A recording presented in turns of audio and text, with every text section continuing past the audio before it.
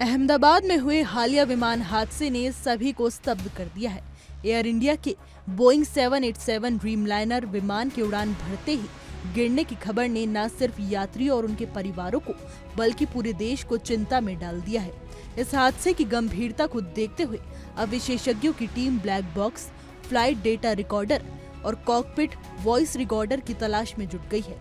इन उपकरणों की जांच से ये पता चल सकेगा कि उड़ान के अंतिम क्षणों में विमान में क्या गड़बड़ी हुई थी। ब्लैक बॉक्स विमान का वो हिस्सा होता है जिसमें उड़ान के दौरान दर्ज हजारों आंकड़े संग्रहित रहते हैं। हालांकि इसका नाम ब्लैक बॉक्स है, लेकिन ये दो चमकीले नारंगी रंग के हिस्सों में बटा होता है ताकि हादसे के बाद मलबे में भी इसे आसानी से खोजा जा सके।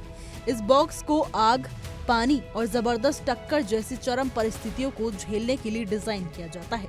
इसका एक हिस्सा फ्लाइट डेटा रिकॉर्डर विमान की गति, ऊंचाई, दिशा, इंजन की स्थिति और अन्य तकनीकी गतिविधियों को रिकॉर्ड करता है, जबकि दूसरा हिस्सा कॉकपिट वॉइस रिकॉर्डर पायलटों के बीच की बातचीत, एटीसी से संपर्क और कॉकपिट की अन्य आवाजों को कैद करता है। फ्लाइट राइडर डेटा के अनुसार हादसे के समय विमान में लगभग 625 फीट की ऊंचाई तक सामान्य रूप से उड़ान भरी थी, लेकिन इसके बाद विमान अचानक नीचे गिरा और हादसा हो गया। विशेषज्ञ मान रहे हैं कि इस घटना में इंजन फेल हो सकता है या फिर कोई गंभीर तकनीकी खराबी सामने आई होगी, क्योंकि उड़ान भरते समय पायलटों ने आपात संदेश भेजा था। इससे साफ होता है कि उन्हें किसी गंभीर समस्या का आभास हो चुका था।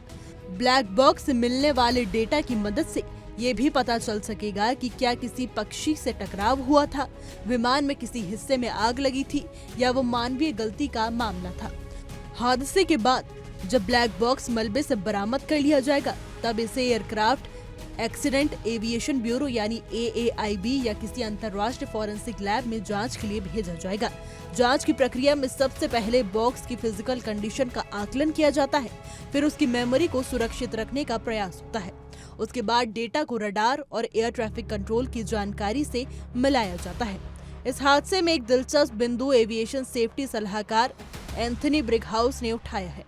उन्होंने क्रैश की वीडियो का विश्लेषण करते हुए बताया कि जब विमान के लैंडिंग गियर को ऊपर चले जाना चाहिए था, तब भी वो नीचे झूलता हुआ नजर आया। ब्लैक बॉक्स डेटा से पता लगाया जा सकता है कि लैंडिंग गियर क्यों नहीं समेटा गया। क्या ये तकनीकी समस्या थी या सिस्टम फेल हुआ था? विशेषज्ञ बताते हैं कि ब्लैक बॉक्स का प्रारंभिक डेटा प्राप्त करने में ही 1 महीने तक का समय लग सकता है, और अगर उसमें आग से नुकसान हुआ हो तो और भी ज्यादा। अंतर्राष्ट्रीय नियमों के तहत शुरुआती जांच रिपोर्ट 30 दिनों में आती है, लेकिन पूरी जांच और विश्लेषण में 1 से 2 साल तक खिंच सकता है। दुर्घटना के वीडियो फुटेज से भी जांच में मदद मिल सकती है। इसमें देखा गया है कि विमान ऊपर उठने की कोशिश कर रहा था, लेकिन उसकी नाक नीचे की ओर झुकी हुई थी। इससे ये भी आशंका जताई जा रही है कि विमान के दोनों इंजन एक साथ फेल हो गए हों, जो कि एक दुर्लभ स्थिति मानी जाती है। हालांकि जब तक ब्लैक बॉक्स के डेटा की पुष्टि नहीं होती, किसी भी निष्कर्ष तक पहुंचना जल्दबाजी होगी। इसलिए इस हादसे की सच्चाई जानने के लिए अब सबकी निगाहें ब्लैक बॉक्स पर टिकी हुई हैं। वही बताएगा कि उस दिन आकाश में वास्तव में क्या हुआ था।